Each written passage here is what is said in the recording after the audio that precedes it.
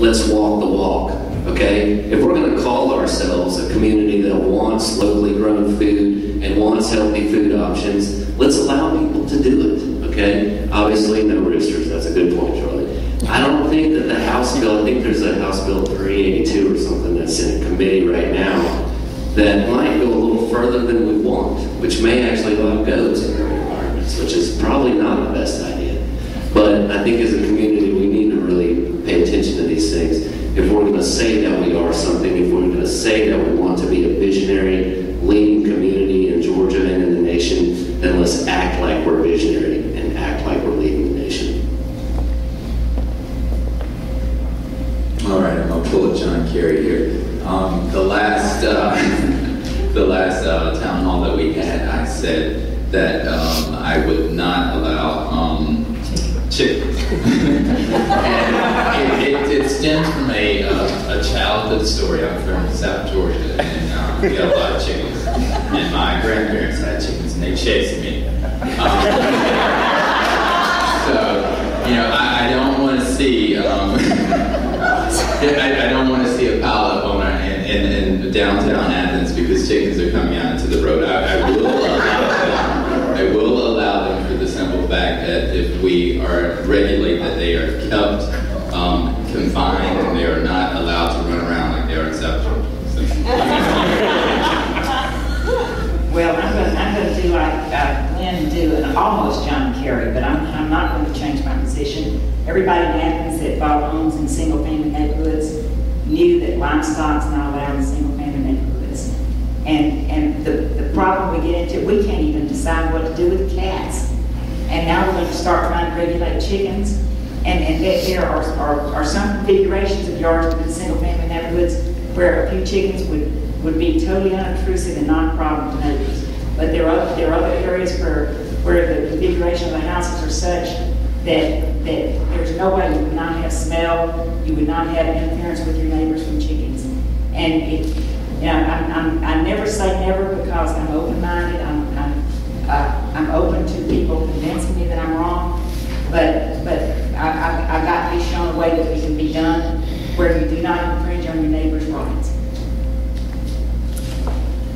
Well, I spent an hour and a half yesterday over the Planning Commission finding out about chickens.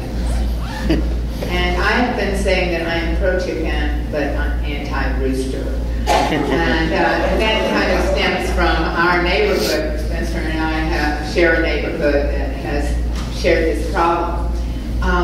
I believe that making laws, Winston Churchill said it was like making sausage and nobody would want to watch it. And he was right, it may even be worse. But I believe that making laws is a very tricky thing. We have to consider all the things that Nancy said. When you make a law for a whole community, you have to think about the impact on that community. What I do believe is that we should not be in a situation where we think our laws are sacred. This law was made in 2000. When I was a city council member in Forest Heights, I had a family that had pigs. And I went down to find out if that was okay, because a lot of people didn't like it when I did. And I found out that you could not have more than 6 livestock animals of a certain size. I mean, it was that regulated then. But there was a freedom connected with that we don't have today. The present law was passed in 2000. And it does seem very much based on the AR, when they established the AR. I believe we need to know that our laws are not sacred, that we have to be flexible, that we do have to, if we're going to start changing our culture, we have to look at our laws. Right now, our historic preservation ordinance restricts some materials that are ecologically modern and better than others.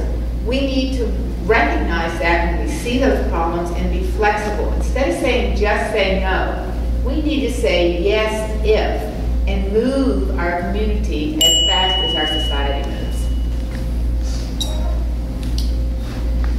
So in case you all are getting antsy, I just wanted to encourage you to stick around because Food Not Bombs is providing refreshments after the question and answer period. And Cine's bar is open. And if you need a refreshment right now, you can go get one right now.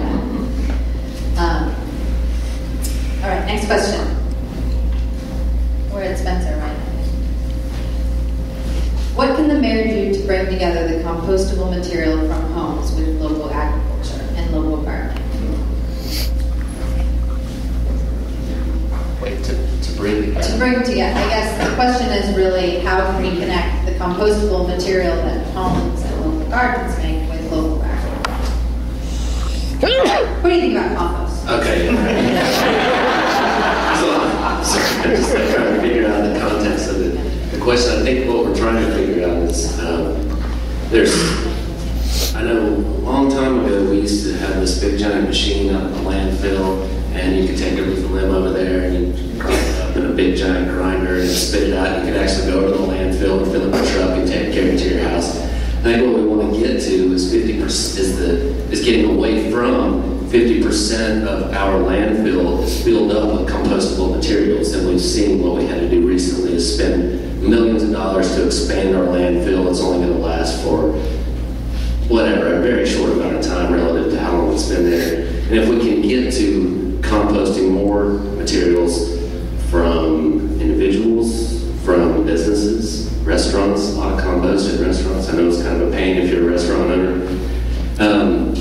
We can reduce the amount of goods going into landfill, and then we can lengthen the life of our landfill. Get that material back into our agriculture that's out there. That would just be an opportunity that we would have to provide from the dump services. I mean, I don't even think they have that big machine to the left of the road anymore where we could go out there and get our mulch for our gardens for free. I think they gave it away about 20 years ago. And this is something that we can look at as a community and really need to push for to extend the life of our landfill.